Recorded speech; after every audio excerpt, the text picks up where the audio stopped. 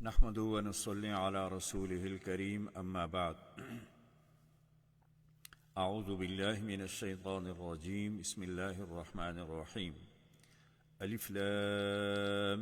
ميم صاد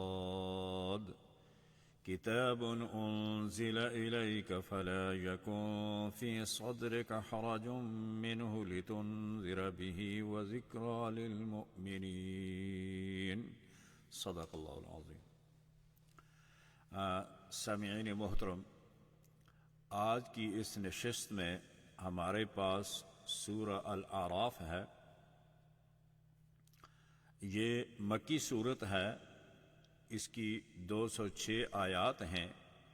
اور 24 رکوع ہیں اس کے. اعراف قرآن کریم کی یہ صورت، اور اس میں جو لفظ اعراف آیا ہے وَبَيْنَهُمَا حِجَابٌ وَعَلَى الْأَعْرَافِ رِجَالٌ. اعراف وہ حصار ہے جسے سورہ حدید میں اندر سور کہا گیا ہے. اس سے تعبیر کیا گیا ہے کہ اس حصار کے بالائی حصے کا نام اعراف ہے.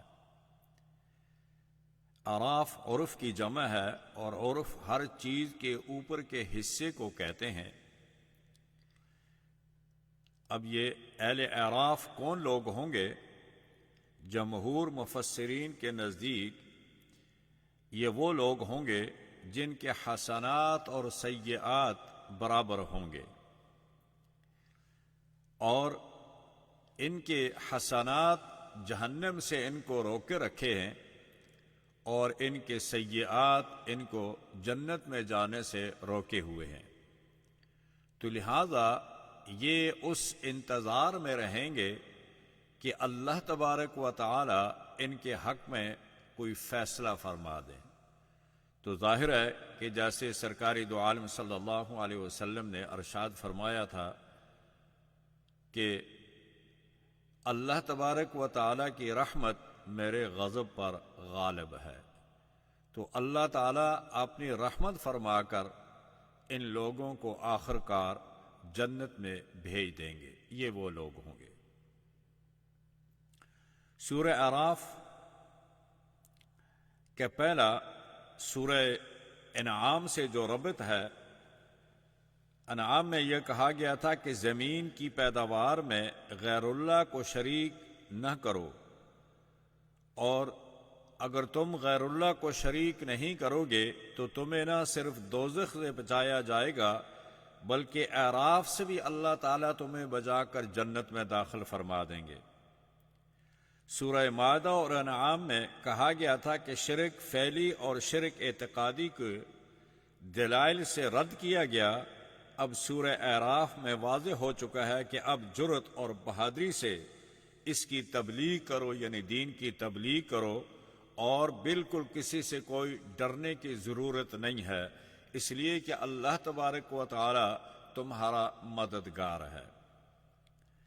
حضرت ابراہیم اور دیگر انبیاء نے مسئلہ توحید واضح الفاظ میں بیان کیا، اور توحید کے لیے وطن، رشتہ داری، مال سب کچھ قربان کر دیا. اسی طرح سورہ اعراف میں حضرت نوح، ہود، صالح اور لوط اور شعیب علیہ السلام اور ان کے قوموں پر عذاب، اور حضرت موسیٰ علیہ السلام، ان 5 انبیاء علیہ السلام کا ذکر کر کے یہ باور کرایا گیا کہ جن قوموں نے بھی اپنے پیغمبروں کی تکذیب کی ہے، ان کو جھٹلایا ہے، ان کے پیغام سے روگردانی کی ہے، اللہ تعالیٰ نے دنیا کے اندر ان کو سزا دے کر نیست و نابود کر دیا ہے. لہذا تمہارے سامنے یہ نمونے ہیں. اب تمہیں چاہیے کہ تم اپنے پیغمبر کی اتباع کرو. جو پیغمبر مشن لے کے آیا ہے، قرآن لے کے آیا ہے، اس پر منہ عن عمل کر کے یہ ثابت کرو کہ تم اللہ اور اللہ کے رسول کے فرمانبردار ہو اس کے مطیع ہو اور اس کا حکم ماننے والے ہو۔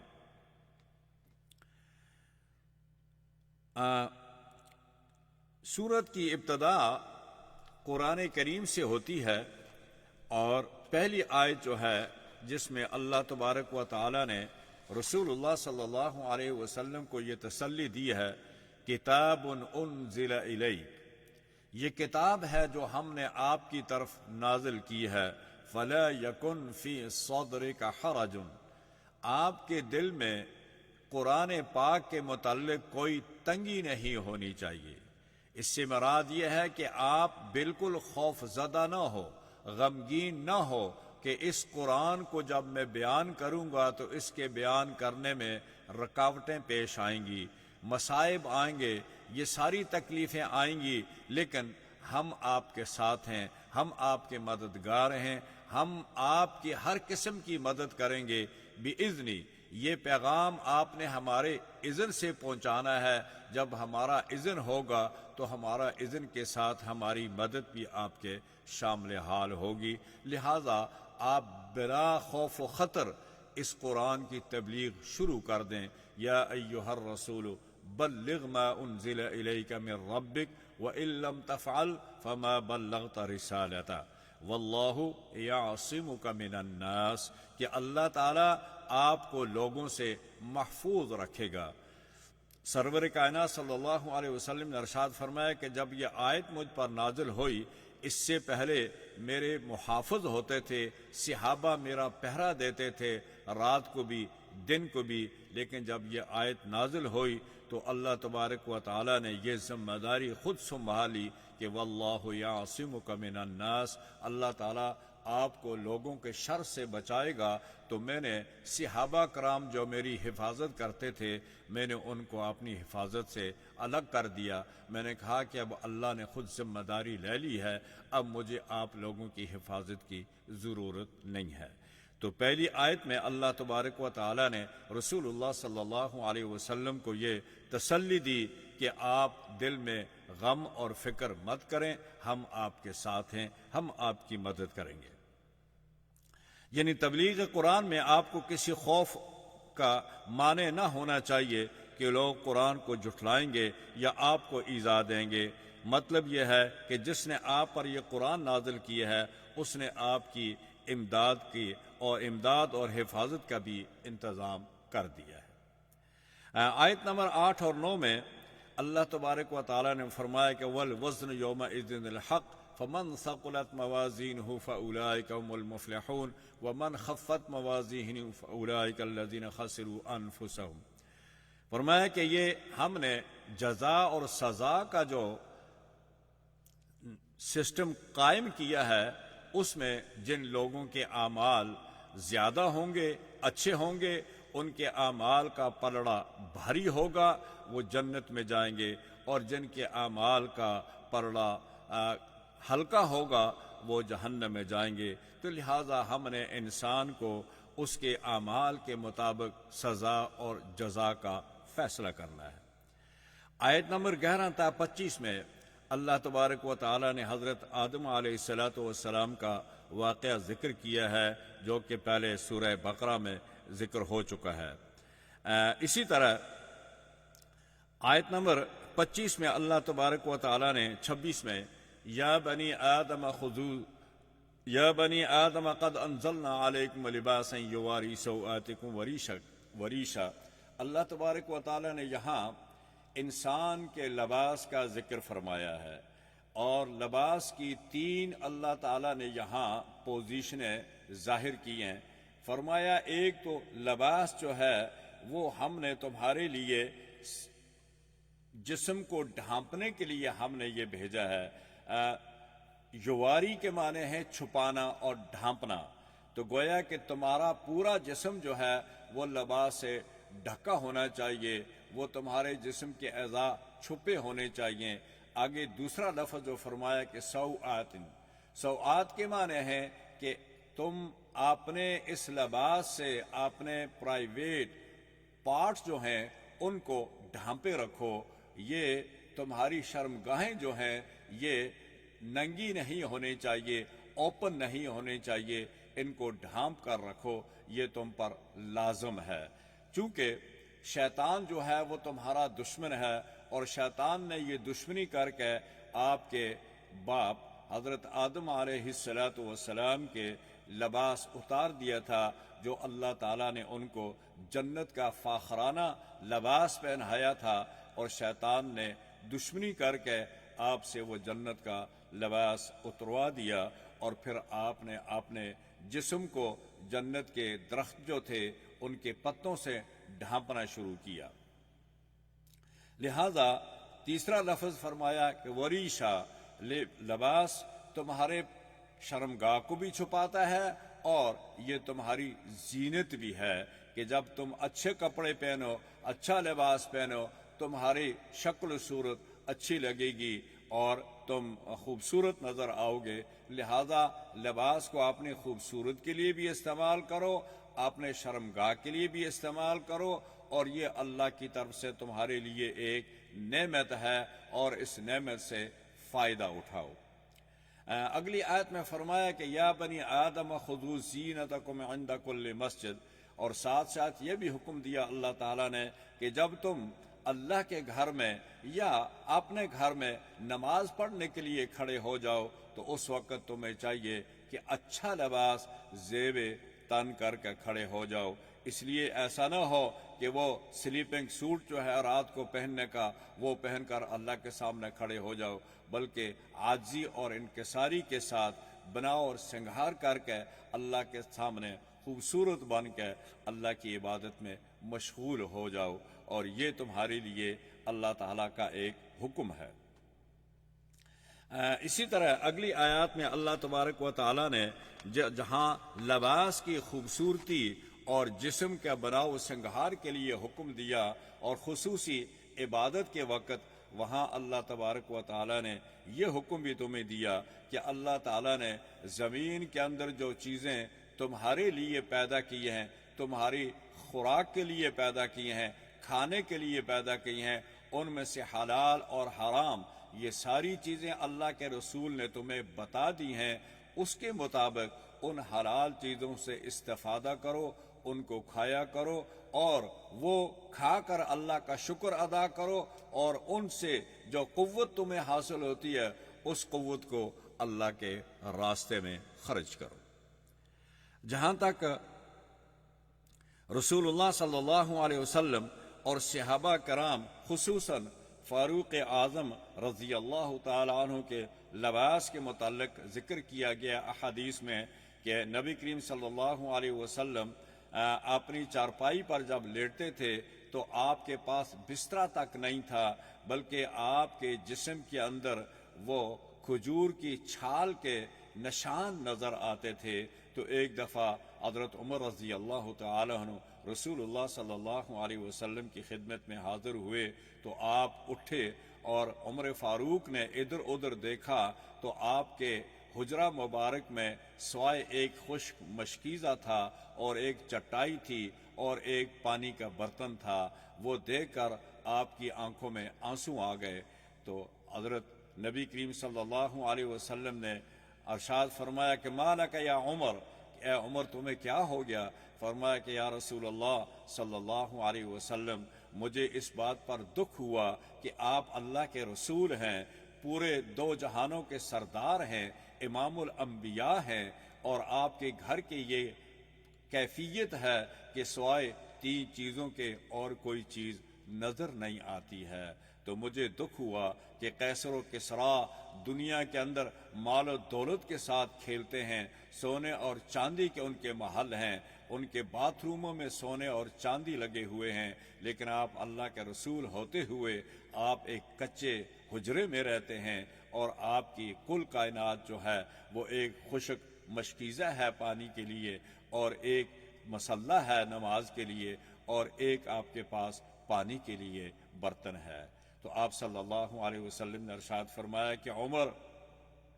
تم اس بات پر خوش نہیں ہوتے ہو کہ اللہ تعالیٰ نے مجھے آخرت دی ہے اور یہ دنیا چند دن کی مہمان ہے؟ اللہ نے کفار کو یہ دی ہے اور مجھے اللہ نے آخرت دی ہے۔ اللہ تعالیٰ نے جبریل کو میرے پاس بھیجا کہ جاؤ رسول اللہ سے کہو کہ اگر وہ چاہے تو میں احد پہاڑ کو سونا کر دوں اور یہ پہاڑ آپ کے آگے اور پیچھے چلنے شروع ہو جائیں۔ تو آپ نے فرمایا کہ اے اللہ مجھے دنیا نہیں، مجھے آخرت چاہیے۔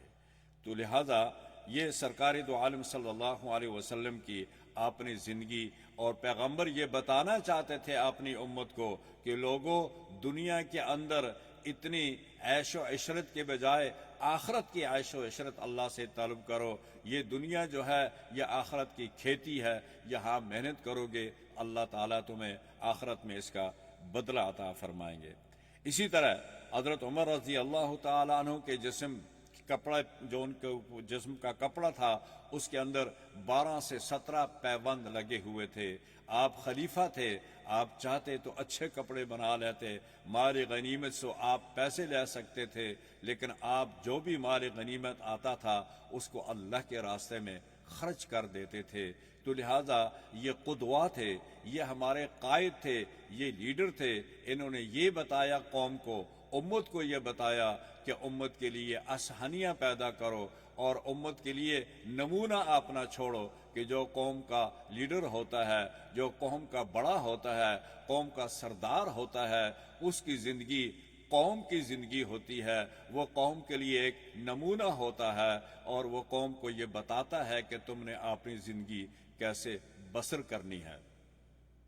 لہذا ہمارے مسلمان حکمرانوں کے لیے یہ ایک پیغام ہے، یہ رسول اللہ صلی اللہ علیہ وسلم کا اسوہ حسنہ ہے۔ سورہ احزاب میں ارشاد فرمایا کہ لقد کان لکم فی رسول اللہ اسوۃ حسنہ، اے لوگو اللہ کا رسول تمہارے لیے ایک ماڈل ہے، ایک نمونہ ہے، اس کی زندگی کو اپناؤ اور اس کی زندگی کے ہر شعبہ کو دیکھو اور اس پر عمل کرنے کی کوشش کرو۔ آگے اگلی آیت نمبر 35 میں اللہ تبارک و تعالی نے فرمایا کہ یا بنی آدم اما یاتینکم رسل منکم یقصون علیکم آیاتی فمن اتقى واصلح فلا خوف علیہم ولا هم یحزنون۔ عہد و میثاق کا ذکر جو ہر انسان سے اس کے دنیا میں آنے سے پہلے اللہ تبارک و تعالی نے لیا، اور یہ ارشاد فرمایا کہ الست بربکم، ہم نے یہ کہا تھا کہ بھلا اے اللہ آپ ہمارے رب ہیں۔ تو اللہ تبارک و تعالی نے تمام انبیاء سے، تمام جتنے بھی انبیاء گزرے ہیں ان سے بھی یہ وعدہ لیا تھا کہ میرا پیغمبر آئے گا اور اس پیغمبر پر آپ نے ایمان لانا ہے۔ لَتُؤْمِنُنَّ بِهِ وَلَتَنْصُرُنَّ قَالَ أَأَقْرَرْتُمْ وَأَخَذْتُمْ عَلَى ذَلِكُمْ إِصْرِي، تم نے اس پر اقرار کیا تھا اور وعدہ لیا تھا۔ یعنی جب ہمارا رسول تمہارے پاس آئے، ہماری ہدایت اور احکام لے کر آئے، تو انہی آپ نے دل و جان سے ان کو ماننا ہے، ان کی اطاعت کرنی ہے اور ان کے ساتھ ہر قسم کے دین کے معاملہ میں ان کی مدد کرنی ہے۔ وَنَصَرُوهُ عَزَّرُوهُ وَنَصَرُوهُ، دل و جان سے ان کے ساتھ محبت کرنی ہے اور ان کی مدد بھی کرنی ہے جب بھی ان کو ضرورت پڑے۔ آیت نمبر 58 یعنی 58 سے لے کر 157 تک حضرت نوح علیہ السلام، حضرت ہود، حضرت صالح، حضرت لوط، حضرت شعیب، حضرت موسیٰ علیہ السلام، ان 5 انبیاء کا ذکر کیا گیا ہے، اور ہر ایک نبی کا علیحدہ علیحدہ اور ان کی قوم کا حال بیان کر کے ہمیں اس بات سے آگاہ کیا گیا ہے، متنبہ کیا گیا ہے کہ پہلے انبیاء کو دیکھو، ان کی قوموں کا حال دیکھو، اور تمہیں اس بات سے آگاہ ہونا چاہیے کہ تم نے اپنے پیغمبر کی اطاعت کرنی ہے، ان پر ایمان لانا ہے اور ہر بات کو آپ نے منوہن تسلیم کرنا ہے۔ حضرت نوح علیہ السلام آدم کی وفات کے 826 سال بعد ان کی ولادت ہوئی ہے، اور یہ آدم کی 8ویں پشت میں آتے ہیں۔ حضرت آدم کی عمر 960 سال تھی۔ حضرت آدم کی پیدائش سے نوح کی وفات تک کل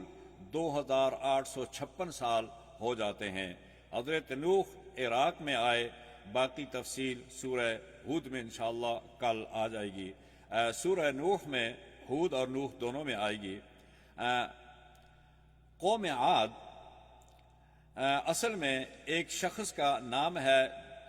جو نوح کے 5ویں نسل میں آئے ہیں اور ان کی اولاد میں پیدا ہوئے ہیں، اور ان کی اولاد کے شعبے تھے آگے، اور ان کی اولاد میں جو مشہور آدمی تھا جس کا نام تھا ارم۔ ارم کے آگے 2 بیٹے تھے، ایک کا نام اوس تھا اور دوسرے کا نام جسو تھا۔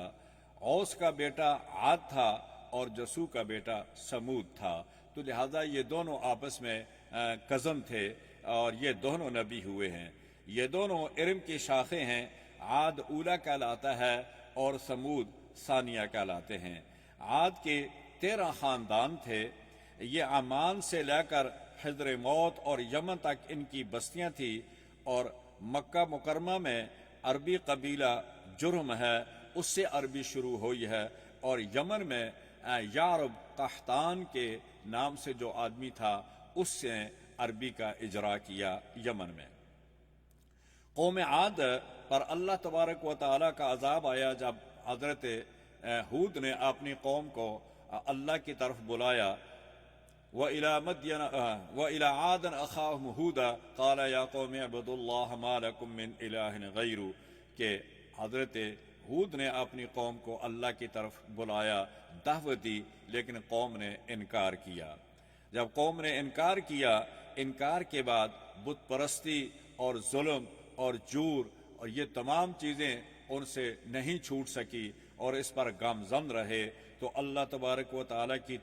توحید کا انکار کر دیا، پیغمبر کا انکار کر دیا، مگر قوم کو مسلسل انکار اور جس کا نتیجہ عذاب کی شکل میں ظاہر کیا گیا۔ جب قوم مصر ہو چکی، اس نے پیغمبر کی کوئی بات نہیں سنی، اس پر عمل نہ کیا، تو نتیجہ یہ ہوا کہ اللہ تبارک و تعالیٰ نے قوم عاد کے لیے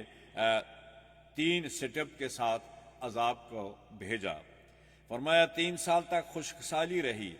ہر چیز تباہ اور برباد ہو گئی۔ یہ ان کو ایک نوٹس تھا کہ اگر تم اب بھی توبہ کر لو اور ہود کی بات مان لو تو ہم اس خشک سالی کو دور کر دیں گے، لیکن انہوں نے نہ توبہ کی نہ حضرت ہود کی بات کو مانا۔ نتیجہ یہ ہوا کہ دوسرا دور جو شروع ہوا وہ پھر اللہ تبارک و تعالیٰ نے 8 دن اور 7 راتیں اللہ تبارک و تعالیٰ نے ان پر شدید آندھی کو بھیج دیا۔ یہ آندھی اتنی شدید تھی کہ ان کے جانوروں کو، مال مویشی کو آسمان کی طرف اوپر لے جاتی اور پھر آسمان سے الٹے منہ کر کے ان کو زمین پر گراتی، اور ان تمام جانوروں کے چیخیں جو تھی وہ آسمان پر سنائی دیتی تھی۔ تو لہٰذا یہ ان کے ساتھ ہے۔ اس آندھی کو اللہ تبارک و تعالیٰ نے ایک عذاب کی شکل بنا کر بھیجا، اور اس سے وہ لوگ فَأَخَذَتْهُمُ الرَّجْفَةُ فَأَصْبَحُوا فِي دَارِهِمْ جَاثِمِينَ تو ان کو ایک آندھی نے اور ایک آواز آئی، چیخ آئی، جس نے ان لوگوں کو تباہ و برباد کر دیا۔ یہ عذاب قوم ہود پر آیا، اللہ تبارک و تعالیٰ نے ان کی نافرمانیوں کی وجہ سے ان کو اس عذاب میں مبتلا کیا۔ قوم عاد کی تباہی کے بعد اللہ تبارک و تعالیٰ نے حضرت صالح علیہ السلام کو قوم سمود کی طرف بھیجا، اور اس شہر کا نام حجر تھا، اب اس کو مدائن صالح کہتے ہیں، اور انہی زمینوں میں، انہی بستیوں میں اللہ تبارک و تعالیٰ نے حضرت صالح کو بھیجا جہاں حضرت ہود آئے تھے، اور ان کو بھی فرمایا کہ وَإِلَىٰ ثَمُودَ أَخَاهُمْ صَالِحًا ہم نے قوم سمود کی طرف ان کے بھائی صالح کو بھیجا، اس نے بھی یہی اللہ کا پیغام دیا، لیکن قوم نے پیغام نہیں سنا، بلکہ الٹا اپنے پیغمبر سے ایسے ناجائز قسم کے مطالبات شروع کر دیے جن کا ماننا بہت مشکل تھا۔ لیکن اللہ کی توحید کی خاطر حضرت صالح علیہ السلام نے ان کا یہ مطالبہ قبول کیا اور اللہ سے دعا کی۔ مطالبہ ان کا یہ تھا کہ اے صالح، اگر تم اللہ کے سچے نبی ہو تو پھر اس پہاڑ سے ایک اونٹنی نکال لاؤ اور وہ اونٹنی بھی حاملہ ہو 10 ماہ کی، تو ہم تب آپ کو پیغمبر مانیں گے، تب آپ کی بات سنیں گے۔ حضرت صالح علیہ السلام نے خداوند قدوس کی بارگاہ میں دعا کی، اللہ تبارک و تعالیٰ نے ان کی دعا سنی اور اس اونٹنی کو پہاڑ کے اندر سے نکال لائے، اور وہ 10 ماہ کی حاملہ بھی تھی۔ لیکن چونکہ یہ ایک معجزہ تھا، اور ہمیشہ یہ بات اصول پہلے بیان کر چکے ہیں کہ جب کوئی قوم اللہ تعالیٰ سے معجزے کا مطالبہ کرتی ہے اور اللہ تعالیٰ اس کے مطالبے کو پورا کر دیتے ہیں، اور پھر اگر اس کا وہ انکار کرتی ہے یا اس کی ناشکری کرتی ہے یا اس کو جھٹلاتی ہے، تو پھر اللہ تعالیٰ ایسی قوم کو مہلت نہیں دیتے بلکہ اس کو تباہ اور برباد کر دیتے ہیں۔ جب انہوں نے اونٹنی کا معجزہ مانگا، اللہ نے اونٹنی دے دی۔ اس کے بعد انہی لوگوں نے اس اونٹنی کو قتل کر دیا، جس کا نتیجہ یہ ہوا کہ اللہ تبارک و تعالیٰ نے ان لوگوں کو بھی تباہ و برباد کیا، اور اس کی صورت یوں فرمائی۔ حضرت صالح علیہ السلام نے کہا کہ تم لوگوں نے ظلم کیا، پہلے تم نے ایک ایسا مطالبہ کیا جس کو اللہ تعالیٰ نے پورا کیا، اور اس مطالبے پر عمل کرنے کے بجائے تم نے ناشکری کی اور اللہ کے اس معجزے کو جھٹلایا، تم نے اس کی بے قدری کی، بے حرمتی کی۔ اب تیار ہو جاؤ کہ اللہ تبارک و تعالیٰ کا 3 دن کے اندر اندر اللہ کا عذاب آنے والا ہے۔ فرمایا جمعرات کے دن تم سب لوگوں کے چہرے جو ہیں وہ زرد ہو جائیں گے، اور جمعہ کے دن تم سب لوگوں کے چہرے سرخ ہو جائیں گے، اور ہفتے کے دن تمام لوگوں کے چہرے سیاہ ہو جائیں گے، اور یہ تمہارا آخری دن ہوگا۔ لیکن اس وقت تک بھی لوگوں نے نہ تو توبہ کی، نہ معذرت کی، نہ ایمان لائے۔ نتیجہ یہ ہوا فَأَخَذَ الَّذِينَ ظَلَمُوا الصَّيْحَةُ فَأَصْبَحُوا فِي دَارِهِمْ جَاثِمِينَ۔ پھر اللہ تبارک و تعالیٰ نے ان لوگوں کو اوندے منہ کلٹی کر دیا، اور یہ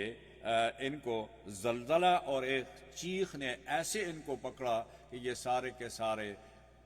منہ کے بل پر اپنے گھروں کے اندر مردہ پائے گئے۔ یہ تھی قوم صالح۔ اس کے بعد اللہ تبارک و تعالیٰ نے چوتھے پیغمبر حضرت لوط علیہ السلام کو ان کے قوم کی طرف بھیجا۔ یہ اردن میں بیت المقدس کے درمیان مقام صدوم کے لوگوں کے لیے مبعوث کیا گیا تھا حضرت لوط کو۔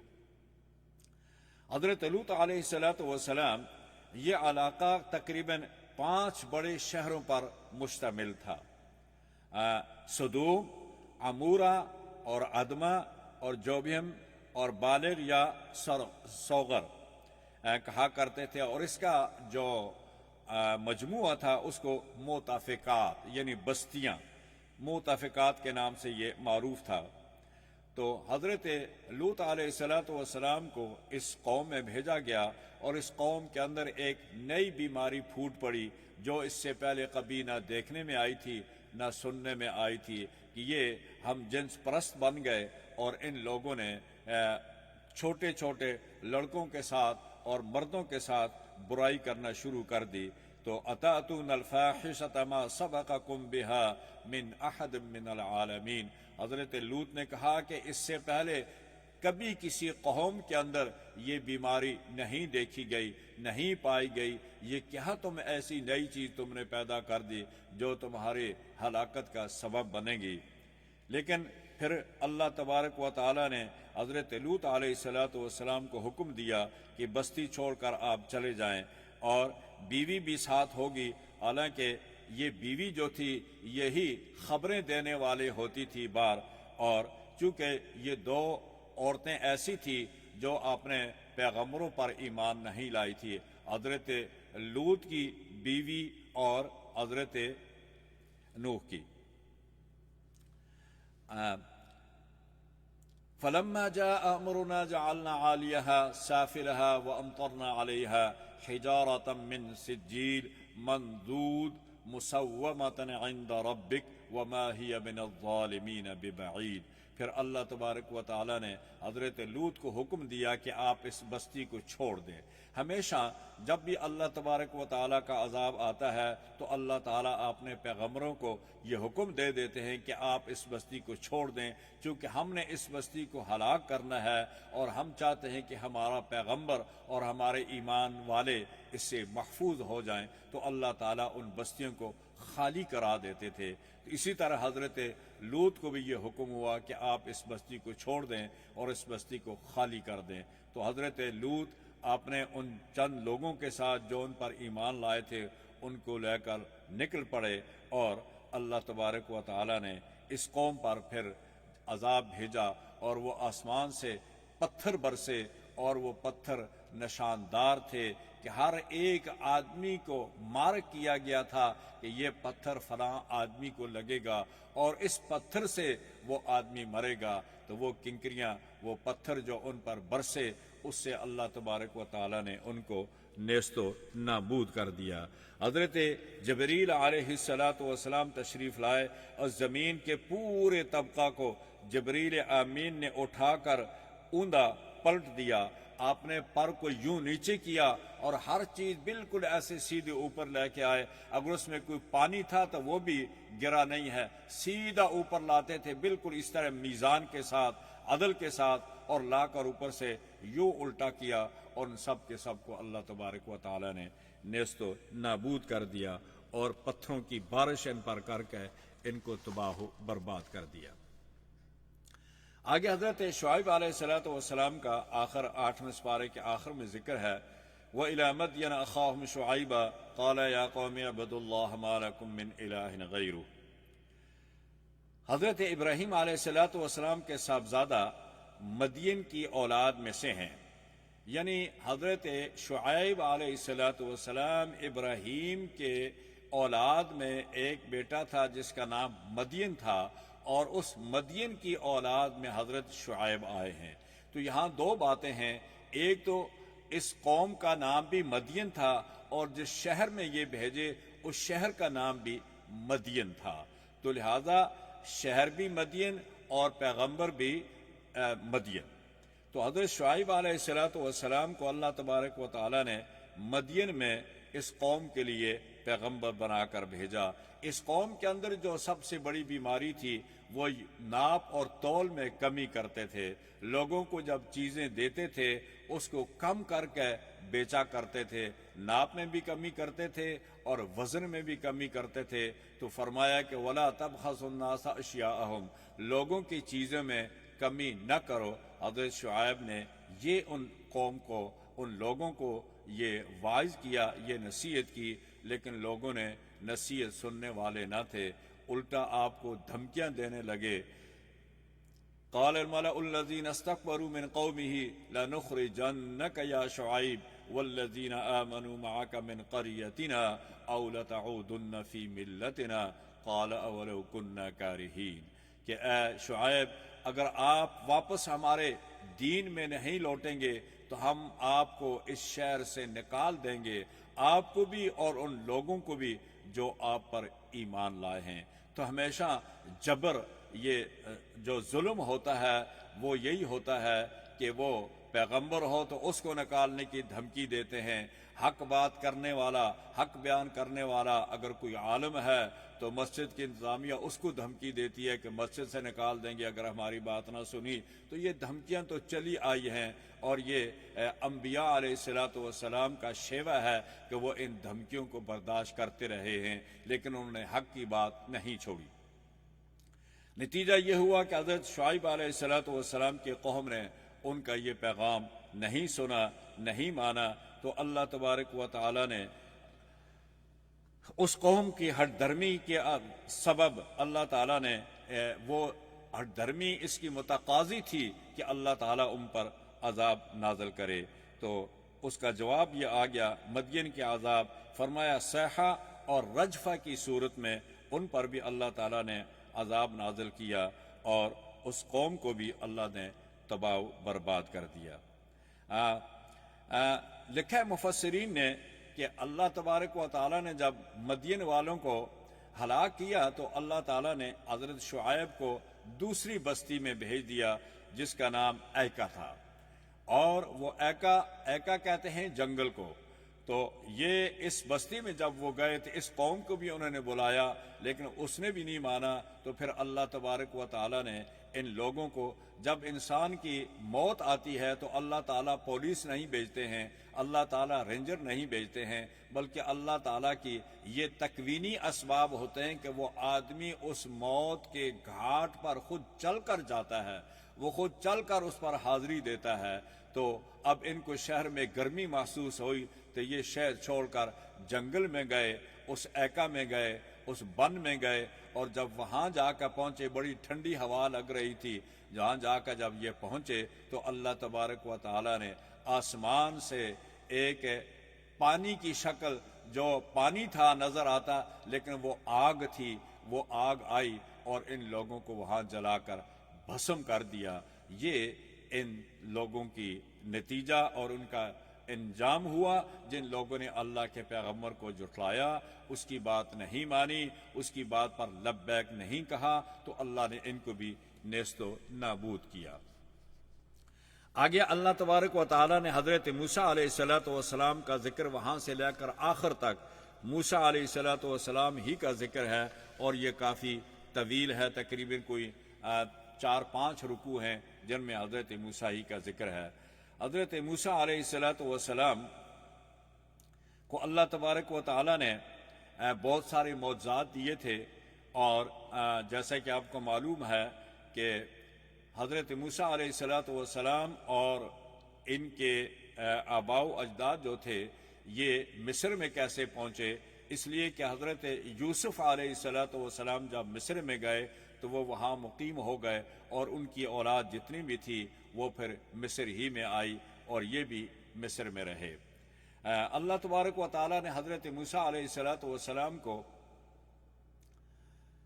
فرعون کے پاس بھیجا کہ اذهب الى فرعون، یہ انشاءاللہ سورہ طٰہٰ میں بھی آئے گا اور سورہ قصص میں بھی مفصل انشاءاللہ وہاں اس کا ذکر کریں گے۔ یہاں مختصر ان کی معجزات کا ذکر کرتے ہیں کہ اللہ تعالیٰ نے 2 معجزے ید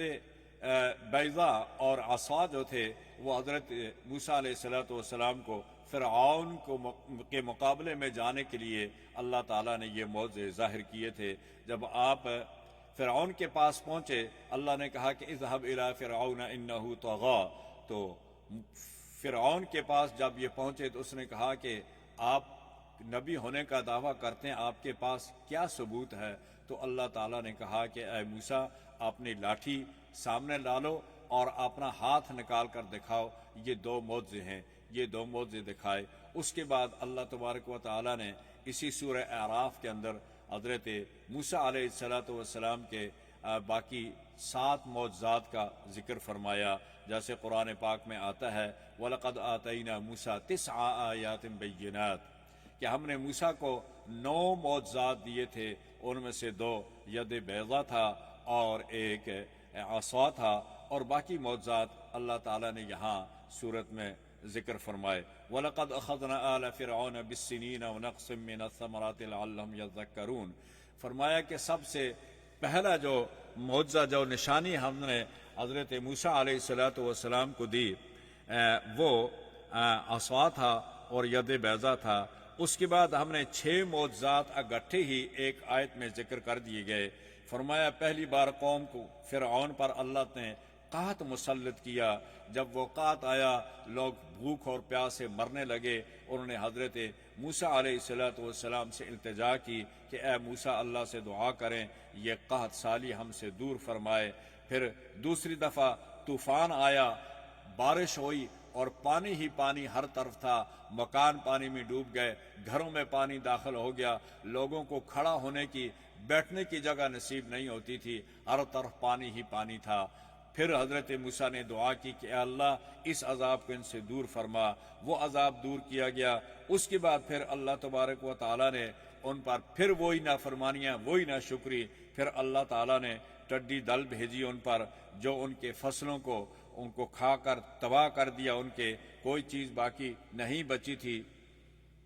پھر حضرت موسیٰ نے دعا کی تو یوں یہ لگاتار 7-8 معجزے جو تھے ان کے حضرت موسیٰ کی بار بار دعا سے اللہ تعالیٰ نے ان کو دور کیا، لیکن پھر بھی قوم نہیں مانی۔ وَدَّمَ آیَاتٍ مُفَصَّلَاتٍ فَاسْتَكْبَرُوا وَكَانُوا قَوْمًا مُجْرِمِينَ، یہ مجرمین تھے۔ نتیجہ یہ ہوا کہ اللہ تعالیٰ نے ان کو نیست و نابود کیا اور اپنے پیغمبر کو سرخرو کر دیا۔ اللہ تعالیٰ مجھے اور آپ سب کو قرآن پاک پڑھنے کی، اس پر عمل کرنے کی توفیق عطا فرمائے۔ اللہم ربنا آتنا فی الدنیا حسنہ وفی الآخرۃ حسنۃ وقنا عذاب النار۔ الہ العالمین، اس وقت پوری دنیا کے اندر ایک یہ بیماری ابھی تک ختم نہیں ہوئی ہے، یا اللہ اس بیماری کو دور فرما، یا اللہ تمام بنی نوع انسان کی حفاظت فرما، یا اللہ خصوصاً پاکستان کے اندر اس وقت